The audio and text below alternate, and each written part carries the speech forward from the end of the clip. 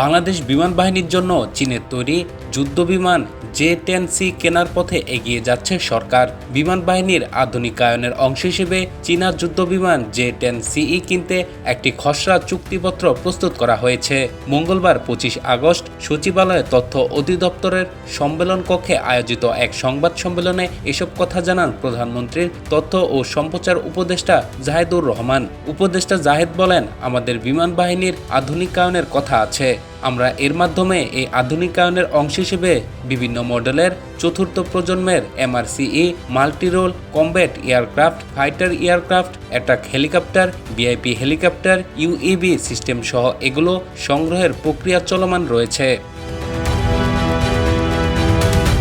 এই অর্থ বছরে বাজেট সাহায্য পাওয়া গেলে সেটা করা হবে অথবা পরের অর্থ বছরের বাজেটে এটা চলে যাবে বলে জানান এই উপদেষ্টা। চীনা যুদ্ধবিমান কেনা প্রসঙ্গে তিনি বলেন, এমআরসিই, জে-10সিই এবং অ্যাটাক হেলিকপ্টার সংগ্রহের বিষয়ে সংশ্লিষ্ট কমিটির মাধ্যমে নেগোসিয়েশন মিটিংয়ে খসড়া চুক্তিপত্র প্রস্তুত করা হয়েছে। প্রধানমন্ত্রীর এই উপদেষ্টা আরও বলেন, সাম্প্রতিক একটা রিয়েল এক্সপিরিয়েন্স আছে কমব্যাট সিচুয়েশনে।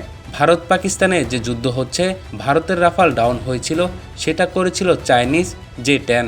এই তথ্য এখন প্রতিষ্ঠিত। সুতরাং চায়নার তৈরি একটা মাল্টিরোল ফাইটার এখন রাফালকে বলা হয় 4.5 জেনারেশনের সবচেয়ে আধুনিক ফাইটারগুলো একটি। তার সঙ্গে কমব্যাট সিচুয়েশনে খুব ভালো করেছে। সো বাংলাদেশ সেদিকে মনোযোগ দিয়েছে এবং আশা করা যায় আমরা এই পথে খুব ভালোভাবে এগিয়ে যাচ্ছি।